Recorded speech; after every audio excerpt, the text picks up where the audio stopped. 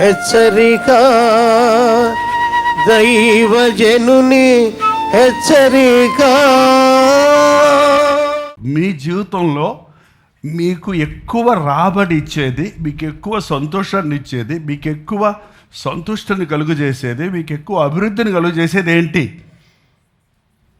మీ ఉద్యోగమా, మీ వ్యాపారమా, మీ చదువా, మీకు ఇచ్చిన అధికారమా, మీకు ఇచ్చినటువంటి బలమా, మీకు ఇచ్చినటువంటి శ్రేష్టమైంది మీ బిడ్డలా? ఏదో చూడండి, సాతాను మన మీదకి వచ్చినప్పుడు మిగిలిపోయినవి తీసుకెళ్ళడు వాడు. మిగిలిపోయినవి తీసుకెళ్ళడు. నువ్వు పడేసే డస్ట్బిన్లు పడేసేవి వాడికి అక్కర్లా. నీ జీవితంలో బలహీనమైనవి వాడికి అక్కర్లా. ఎక్కడ కొడతాడు తెలుసా? నీకు ముఖ్యమైనది ఏదో అది అందులో నిన్ను ఓడగొడతాడండి. అందులో నిన్ను ఓడగొడతాడు. నీ ఉద్యోగంలో నీకు సమస్య పెడతాడు, నీ వ్యాపారంలో నీకు నష్టం పెడతాడు, నీ బిడ్డల ద్వారా నీకు బాధ పెడతాడు, నీ కుటుంబంలో నీ భార్య ఎక్కువ కాదా నీకు? ఇట్లా అడగాలి. నీ భార్య ఎక్కువ కాదా నీకు? భార్య బాగుంటే బతుకు బాగుంటుంది అంటే ఎవరో చెప్పారు.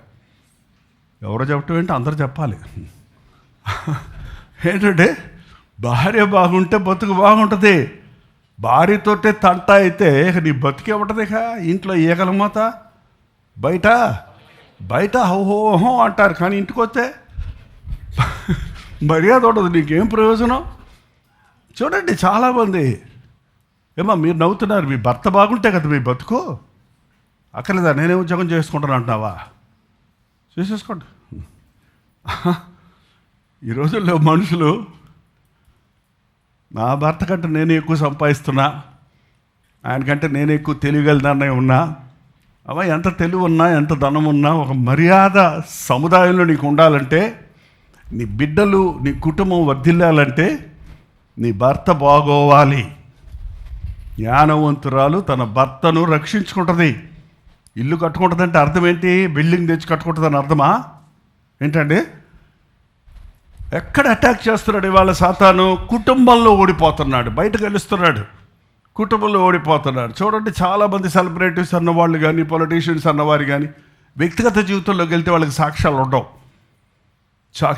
ఈవెన్ టుడే చాలామంది పాస్టర్ల జీవితాల్లో కూడా సైతాను బయట గొప్ప సేవ చేస్తున్నారు, అనేక ఆత్మలు సంపాదిస్తున్నారు. తీరా తన ఇంట్లోకి వచ్చేటప్పటికి తన భార్య విషయమో, భర్త విషయమో, బిడ్డల విషయంలో ఓడిపోతున్నారు.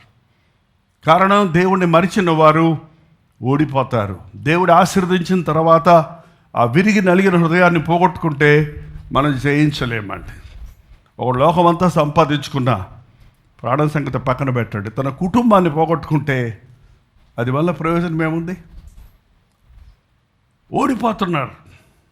ఎక్కడ ఫలాలు ఉన్నాయో నీ జీవితానికి, ఎక్కడి నుంచి ఎక్కడి నుంచి ప్రయోజనకత్వం ఉందో, ఎందులో నువ్వు రాణిస్తున్నావు, ఎందులో నువ్వు అభివృద్ధి పొందుతున్నావు, దాని మీదనే సాతాన్ అటాక్ చేస్తాడు. దాని విషయం అది నీకు ఇచ్చింది ఎవడు? గుణవతి అయిన భార్య దొరుకుట అరుదు, అట్టిది ఎవరిచ్చారు? ఏంటండి? యోగ్యురాలు తన పెనిమిటికి కిరీటం. ఎక్కడి నుంచి వచ్చింది కిరీటం? దేవుడిచ్చాడు నీకు బిడ్డల్ని. గర్భఫలం యెహోవా ఇచ్చు, దేవుడు ఏకాంగులను సంసారులుగా చేస్తున్నాడు. కాబట్టి దేవుడిచ్చిన ఆస్తి, దేవుడిచ్చిన ఆరోగ్యం, దేవుడిచ్చినవన్నీ నువ్వు కృతజ్ఞత కలిగి ఉండకపోతే దేవుడు వాటిని కాపుదలు తీసినప్పుడు దుష్టుడు వాటిని స్వతంత్రించుకుంటాడు. ఖర్జూర పట్టణమును స్వాధీనపరుచుకొనను, వారి స్వాధీనంలో నడుస్తుంది అది. వీళ్ళు అక్కడే ఉన్నారు. ఖర్జూర పట్టణం వాళ్ళదే, ఫలించే పట్టణం అది. కానీ ఆ పట్టణంలోనే, వారి పట్టణంలోనే వారు బానిసలైపోయారు. వారు కష్టపడాలి, పంట పండించాలి, ఎగ్లోనికి తీసుకెళ్ళి కప్పం కట్టాలి. కప్పం అంటే పన్ను కట్టాలి. పన్ను అంటే మనకులాగా 10% కాదు, 20% కాదు, 18% కాదు, 99% కట్టాలంట. వీడు కొద్దిగా తినాలంట, అంటే మిగిలిందంతా తీసుకెళ్ళి అడిగి ఇచ్చేయాలంట. వాడి సొంత దేశంలో వాడు పని చేసుకొని సంపాదించుకుందంతా తీసుకెళ్ళి వాడు రాజుకి అప్పచెప్పే బానిసలైపోయారు. అంత బతికట్టిది. జీవితం అంతా కష్టపడుతున్నారు. కొంతమంది ఏం సంపాదించుకుంటారంటే ఏం లేదు, చివరికి ప్రభుత్వ ఉద్యోగం కావాలని అడుగుతారు కొంతమంది, ఇతర దేశాలకు వెళ్ళి సంపాదించాలంటారు కొంతమంది. ఇప్పుడు చూడండి అలాంటి వాళ్ళ పరిస్థితులు ఎలా ఉన్నాయో. బతుకంతా ఉద్యోగం చేసి రిటైర్ అయ్యాక ఏం సంపాదించుకున్నామంటే బీపీ షుగర్ అన్నాడు ఒక ఆయన. ఏం సంపాదించుకున్నాడండి? ఆ పెన్షన్ డబ్బులు ఆ మాటలకు సరిపోతుంది నాకు. ఏమండి, దేవునికి చేతుల్లో పెట్టమంటే మన జీవితం వెనకాడతాం. మనుషుల చేతుల్లో పెట్టినప్పుడు, దేవుణ్ణి వదిలిపెట్టుకున్నప్పుడు ఎంత బాధల్లో ఉంటున్నామో గమనించండి. ప్రార్థన. నా బలహీనతను బలంగా చేయయ్యా, నా జ్ఞానం దయచేయ్యా, నీ కార్యాలు అనాలోచనగా చేయక నాకు ఒక ప్లాన్ దయచేయ్యా, నీ చిత్తము నీ ప్లాన్ నాకు దయచేయ్యా. శత్రువును ఓడించడానికి సహాయం చేయ, ఆత్మలు రక్షించడానికి సహాయం చేయ, ఒక సిద్ధపాటు దయచేయ.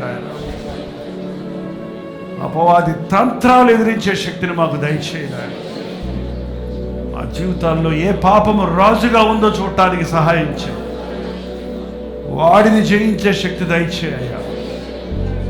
అది శరీరేచ్ఛల, అది ధనాశ, అది దురభ్యాసాల, అది సోమరితనమా, అది తిండిపోతనమా, అది మొత్త, దానిని జయించడానికి సహాయం చేయ. ఏమీ లేనివాడైనా యేసయ్య చేతిలో ఉంటే ఎంతగా వాడబడతాడని ఏ దోను విషయంలో మేము చూస్తుండగా మమ్మల్ని మేము ఈ చేతులకు అప్పగించుకోవడానికి సహాయం చేయ.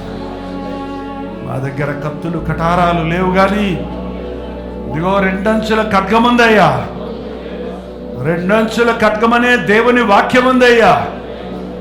ఈరోజు కత్తులతో కాదు మేము ఎవరిని చంపడానికి, నీ వాక్యముతో మనుషుల్ని పడగొట్టడానికి సహాయం చేయ్యా. కళ్ళ ముందే నాశనమైపోతున్న క్రైస్తవుల జీవితాలు, క్రీస్తుని ఎరుగున్నామని చెప్పుకుంటూ నీకు సిగ్గు తెచ్చే బ్రతుకులు, మమ్మల్ని మరింతగా అన్యుల వలన అవహేళన పాలవుటకు, నీ నామానికి దూషణ తెచ్చుటకు కారణమవుతున్నవని గ్రహించి రోషము కలిగిన ఆయన దేవుని రాజ్యములో, దేవుని సంఘములో ఉజ్జీవము కలగాలనే ఆశ కలిగిన దైవజనుల్ని, సేవకుల్ని, యవనస్తుల్ని నీ పిలుపును వారిని స్థితపరచుకోమని యేసుక్రీస్తు నామములో అడుగుచున్నాము తండ్రి, ఆమేన్.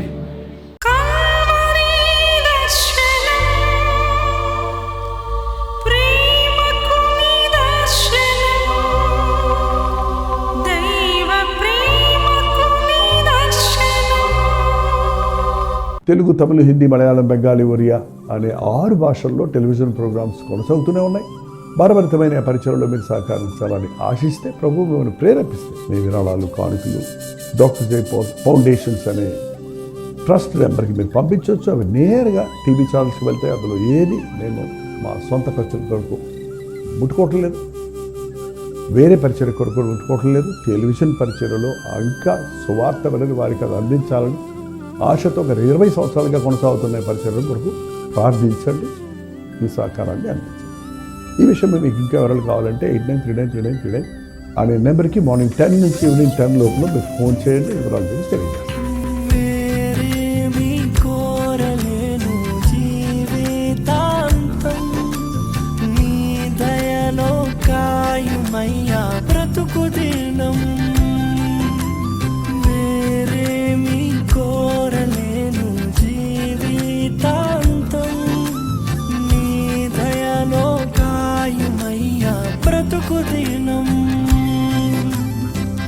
నీలాంటి దైవం ఎవరు విశ్వమున లేనే లేరు, నీలాంటి దైవం ఎవరు విశ్వమున లేనే లేరు.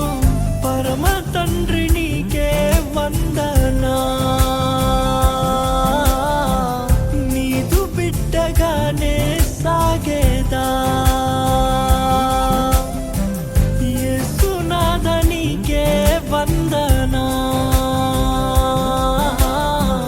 జీవితాంతం బ్రతికేదా